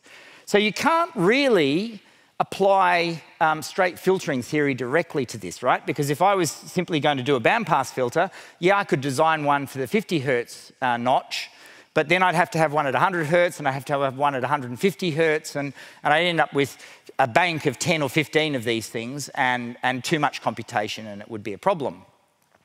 So this led us to think about a comb filter. So a comb filter is a scenario where you take a signal and you put a time delay into that signal and then re-inject it with the negative sign, so you can see the little negative sign at the bottom plus, to cancel out essentially exactly this problem, frequency response.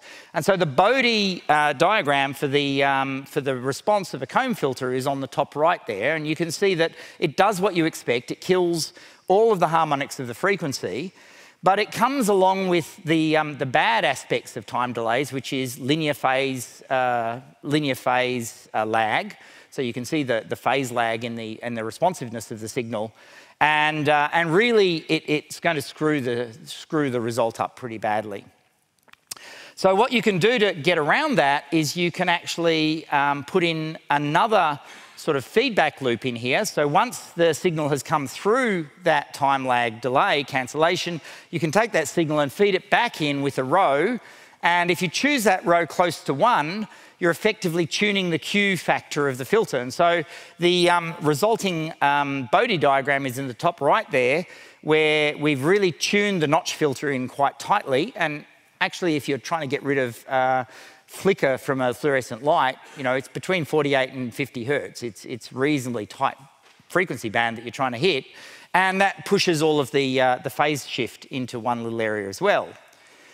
So the problem, of course, is that you, so I didn't quite have the plot there. The problem, of course, is that because you're cancelling a prediction of the signal, you're actually going to cancel a DC aspect of the signal as well. And we want the DC aspect. So what we do is we reconstruct the DC aspect by putting an inverse comb filter on the right-hand side and tuning it to have a much higher frequency response. So a much higher frequency response is a much shorter period. And so, in fact, the time lag in this is usually about 10 times smaller than the time lag in the primary filter. So the time lag that we need to worry about here is about 20 milliseconds of events. The time lag that we have to worry about here is about 2 milliseconds of events.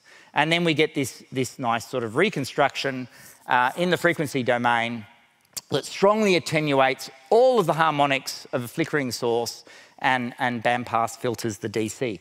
So this is the signal after processing of my PhD student Ziwei Wang, and you can see that it does a good job of actually getting rid of the flicker and actually preserving the information of the actual racket that's going past the light. And if you look at the commercial cameras, they have algorithms called deflickering algorithms.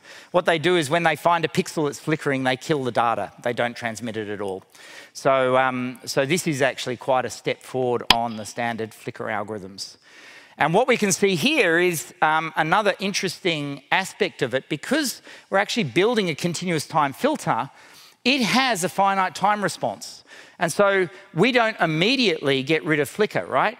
We have to wait until the internal state of that filter converges to actually cancel the flicker. And it's associated with the row that we choose. So the time constant of the flicker is associated with how big we choose the row. So we can tune how fast it is. And what we've done here is tune the Q factor, tune the speed of the filter. On the right-hand side there, you can see the time response of a flickering signal. And it's round about 100 milliseconds, and we've basically got rid of the flicker. So a tenth of a second, and you can cancel out a 50 hertz flicker pretty effectively. Do you want me to go straight to conclusions or the last vignette? Sorry? 3 minutes, super quick. It's really reasonably quick. So the idea here is that we already know how to track a flickering LED. So why don't we actually use the LED to do something? So if we have an LED and we're thinking like a roboticist, we can actually modulate the flicker of that LED, okay? Now, if we're using a normal camera, then you really don't want that to flicker faster than the actual frame rate of the camera, so 40 times per second. Once you start talking about an event camera, you can start pumping very high flicker rates through that LED and still sort of download information out of it. And so this algorithm here basically does that. So we take a communications protocol. It's very simple. We're not communications engineers. Just a UART protocol on the bottom there with a stop bit and a start bit and one parity bit. And we modulate an LED with that signal. So we've got letters that we're sending, ASCII code, modulated through the LED. We collect the data from the camera, and then we have the detection algorithm. So we find places which are flickering. We track the flickering algorithm, and we collect that data, pass it into the high-pass filter. We threshold. We do n-bit detection so that we synchronize with the actual data. We decode, and we actually use a parity check to track the quality of or to determine quality of the track. So this is actually a display of the same data, so that you can't actually see the LED flickering because it's too small, but Yon Hon there is walking around with a little flickering LED. You can see the data on the top right, so you know it's not obvious where it is, but once you actually detect flicker, you can actually zoom in and we can track quite accurately where it is. And then what we do is we integrate that signal and threshold it and pull out a bit stream out of that. And it doesn't matter that that bit stream will be a little bit phase lagged, we're still pulling out the underlying message that's coming through. We have this n-bit detection where we look for 110, which is the n-bit plus the 0, and we look for a parity bit that makes sense, and if it doesn't make sense, we slip to the next one.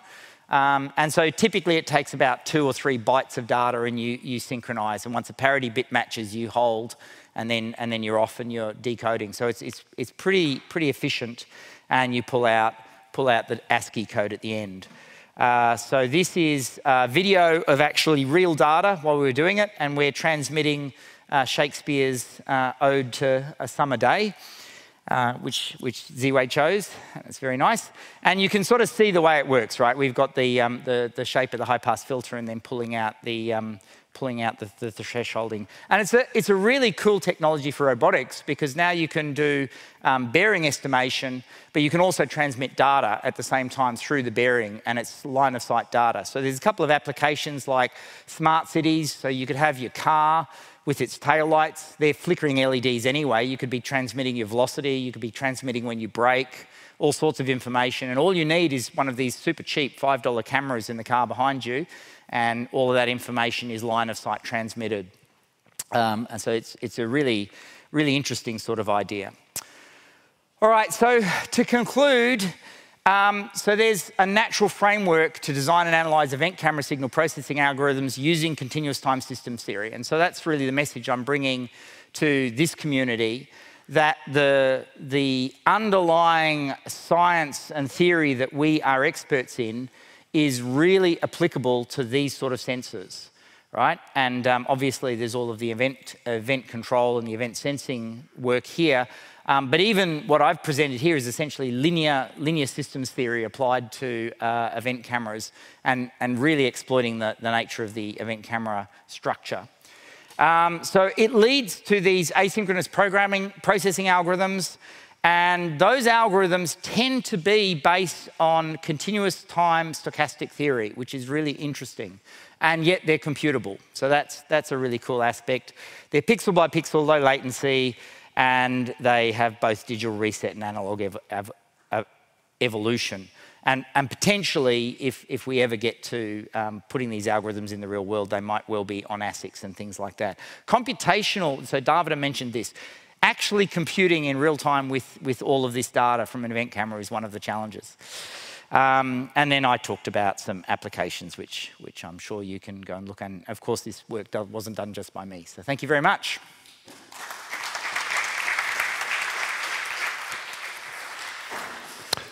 Thank you very much, Rob. So we have about 15 minutes now to ask questions and to open the discussion. I'd like to ask Nick and Davide to come. And yeah, perhaps to launch the discussion, I'd like to ask Nick perhaps, and maybe I'd say a few words myself, who haven't actually worked on event-based camera, but have a strong interest in perhaps to explain briefly why and where is your interest in event-based cameras? Sure thing. Thanks, thanks, Rodolphe. First of all, thanks, Davide and Rob, for just a fantastic tutorial introduction to just the basics and the very exciting work that you've done. Okay. Yeah. I think we all need to squeeze together. And so let me give you a quick kind of introduction in terms of how I came to work on this. So I come from traditional controls background. My current work is mostly focused on learning-based control and how do you give strong guarantees in that context. When I started at Penn, Kostas Stanilidis, who I believe was your former postdoc advisor, told me all about this cool new sensor called event cameras, shared some of Rob's papers with me as well as Davide's. And it became apparent to me very quickly that there are some really, really exciting and interesting questions for our community in terms of how do we use these, at least to me, very foreign-looking sensing modalities in the context of safety-critical decision and control loops. I'm very much an imposter up here relative to these other experts, but maybe I can just very quickly comment on some things that resonated with me immediately. These are all questions. I don't have any answers, but hopefully maybe it'll get some folks interested, and Davide and Rob and Rodolphe could chime in, of course. So the first kind of immediate connection, right, is This is a form of perception-based control, if we want to think about using event cameras in the loop. And even perception-based control more generally is not something that I would say we have a great answer for, but there's a fundamental piece to it, which is you are bombarded with this very high-dimensional, rich information that contains the information that you need, but a whole lot of other stuff. So then the question becomes, how do I get my hands on these control-relevant signals from this high-dimensional stuff? Right, and Rob was talking about this idea of compression being kind of at the core of what needs to be done here, and I think that there's a very exciting opportunity for thinking about control-oriented compression. And with event cameras, you get this very unique, I think, truly continuous spatiotemporal picture of the world that we wouldn't necessarily get with other sensing modalities. So, I think I'll stop there just in terms of what got me excited, but I think there's lots of other things to think about as well, and I'll turn things over to Rodolphe. Yeah, maybe I'll say just a very few words on why I became fascinated by event-based cameras. So I'm coming more from the neuroscience perspective and seeing the value of spiking communication because of its incredible dynamic range, both in space and in time. And the fact that in neural circuits make use of that all the time to synchronize, to desynchronize, and extremely rapidly and very flexibly. So of course the question is, if we transport that to the world of neuromorphic engineering, how could we make use of that? I think Davide made the very nice observation when talking about event-based learning nowadays that 99% of the current work is essentially converting the data to classical data and then use classical neural networks. This is, I think, the analog would be what Rob has been illustrating, that in fact you can convert those events to continuous time systems and apply a lot of filtering techniques that from our field. And so I would perhaps sit in the 1% of that Davide was referring, talking about spiking neural networks and then exploiting how we could develop spiking filters or event-based filters to filter the event themselves. So yeah, this is my, and also I think I have mostly questions at this point and not really, we haven't really actually worked on those particular types of event data. Okay, so this is getting the naive perspective of two samples from the control field, but maybe some of you want to share their interests or their questions or where they see potential, where they see challenges, where they see limitations, and this is how we could use the last 10 minutes. And of course, you should use this opportunity to ask also questions to the experts, to the speakers, if you would like to. So who would like to ask a question or share some experience with? Yes, please. So there is a microphone here. Here, on the top.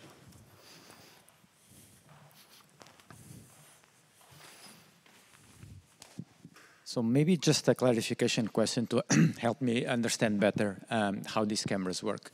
So if on the background, I have a rich background with lots of transitions in color, and I have a little robot that moves a bit, this means that lots of events would be generated. And because there's lots of them, and maybe I don't care about what's happening far away, do we have to worry about filtering that out and just getting rid of those events to focus on perhaps something else that is more important? Is that something that a challenge in practice, or? Shall I start? Yes, you are completely right. If there is a very textured background, like you are in a forest surrounded by trees with a lot of foliage, then yes, every pixel will trigger an event potentially, but we have to distinguish, it depends on the motion, because in the end, you're looking at the event rate, so that's one way also to filter out all this information. Let's make the assumption that, for example, you have pure rotational motion, then yes, basically every pixel will trigger an event. But say that, for example, you have a predominantly translational motion, then in the end, the events will be mostly generated by things that are in the foreground rather than in the background, right? Okay, so in general, as you saw from the equations of generation of event cameras, it depends on the speed of the relative speed between the U and the scene and the object's ego speed. So there is this nice formulation, so you can use it to infer this, of course. You can also use the event rate to completely filter it out. Of course, there is a problem that in the end, the event camera also has a bandwidth. So if everything really is moving so fast, then you are going to saturate the bus of the camera. However, you can play also with the contrast sensitivity that basically will reduce the number of events such that basically you can process all these things within a reasonable time. So I would add to that. So I agree with everything David has said. And I think at the moment, it is one of the challenges of event cameras, is that you potentially get a lot of data. And I think there's a number of people in the community that talk about how event cameras are inherently sparse and low bandwidth. If you have ego motion, they're not. They have high bandwidth. Having said that, I also think it's one of the most exciting challenges for the next 5 years.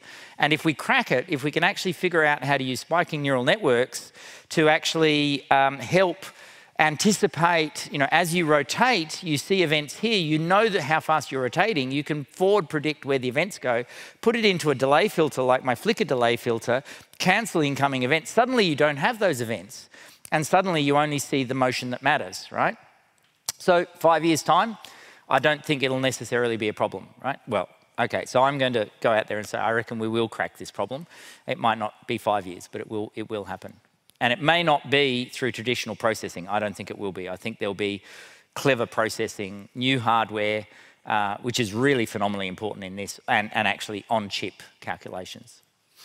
If I can add one word to that, again, from the neuroscience perspective, we know that there is a huge amount of filtering from the photoreceptors to what is sent to the cortex. And so this sort of active filtering layer that is receiving massive feedback from the cortex. So it's not at all feed-forward filtering. It's really is a place where I think there is a huge amount of work to be done from a control perspective as well.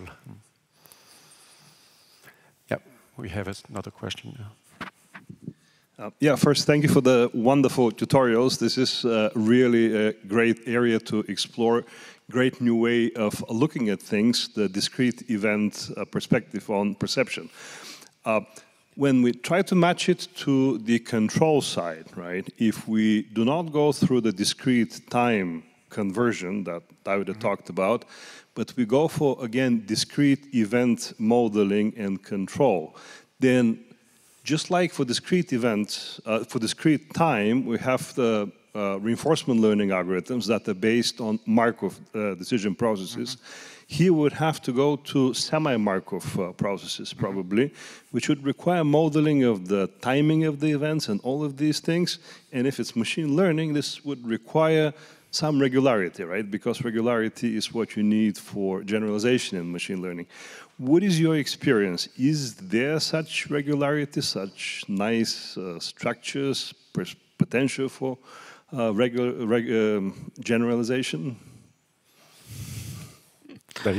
We didn't get to that point. At the moment when we use event cameras for machine learning-based approaches, as I showed, we also, I mean, we convert them into frames. I see where you are going. There is an issue with efficiency. Already it's very difficult to do vision-based reinforcement learning from pixels only because of the sampling efficiency. Now imagine if you start really modeling the event camera generation process at simulation time and all that. Well, I will get there, but I don't know how to answer your question at the moment. Yeah, I mean, I could say, in a sense, there are discontinuities in the visual world that are going to be challenges. So when you see an edge, and there's ways that the humans process things like that. So there's aspects of the neural structure. And then there's parts of the visual field which are actually relatively continuous, and probably what you're talking about is not going to be so hard. So at least in the work I've done with some of the stochastic modeling, pretty straightforward Wiener process type stochastic noise that grows over time with the event arrivals and some other stuff has worked really well. And then around the edges, when they move fast, you get noise, and then that noise has to be sort of got rid of through ergodicity and other sort of, yeah. And what I would add to that is, indeed, I think this is the grand challenge, is to close the loop from event to events. And And what is in between, again, I think that the brain is a wonderful example of what is in between. And I'm not an expert, but my sort of very cartoon view of what the brain does based on what a little that I know is that, in fact, there is incredible compression from the photoreceptors to the few events that are sent to the brain, and then them themselves are converted into the events that will eventually lead to actions. And there is very little processing. Most of the computing power of the cortex, if I can use this cartoon, is to modulate the gating of the sensors and the actuators. So this is why there is this very integrated view in the event-based world of perception and action that is, in fact, becomes very entangled and should perhaps simplify the question rather than complexifying the question. Maybe I can even just add a little bit as well from a learning theoretic perspective, right? What gives me hope that the answer to your question will be positive is the fact that if we're thinking about this in the context of dynamics and control, even though you have this very complicated scene and you have this high measurement kind of throughput coming at you, fundamentally there's going to be some low-dimensional generative process underlying all of this, right? And that's really what gives me hope in terms of being able to extract this low-dimensional model and then be able to generalize, right? The challenge of how do you get there, invariance to nuisances and distractions and all of that, huge open question. But that low-dimensional structure is, I think, what's going to be key as well in the context of this problem. We are already getting at the end of the regular time of this session. We can perhaps take one more question, and then I think we'll need to conclude.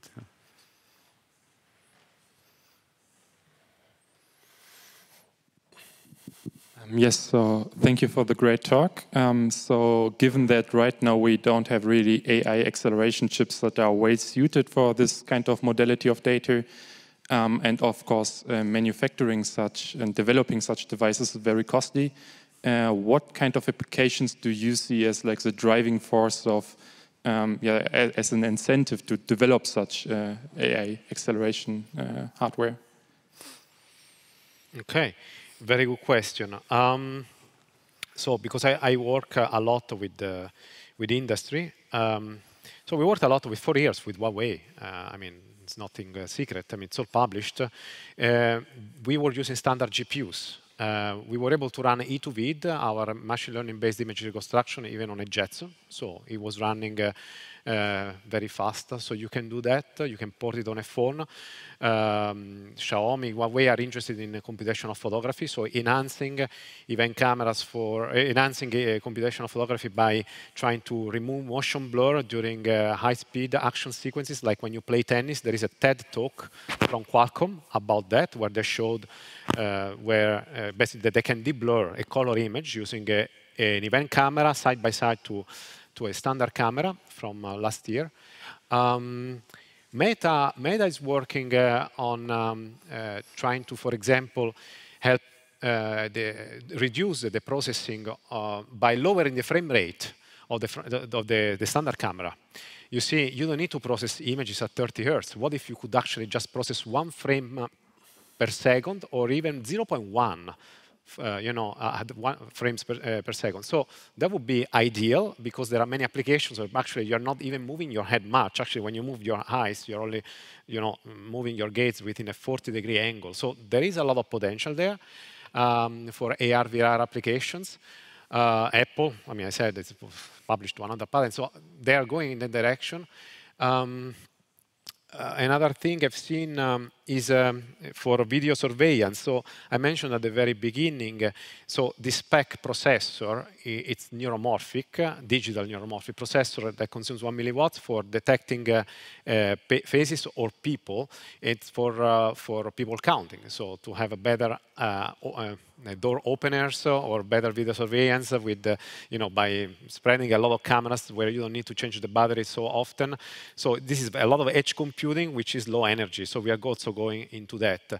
In general, there is an industry that is moving towards always-on devices, and that's where event cameras could play a role. Okay, so these video surveillance companies are very interested in these devices, in fact. Thank you very much. So we need to close the session, but I would like to first of all give a big thank again to the two main speakers of this tutorial. I would like to thank the audience because it was a sort of an experiment, but I hope that there will be a lot of follow-up in the control community. I think there is an opportunity to be seized. And I think that also Davide will still be around for the next 2 hours or so, so the discussion can continue over the coffee break and later. And so thank you again, Davide and Rob, for this fantastic talk. Thank you.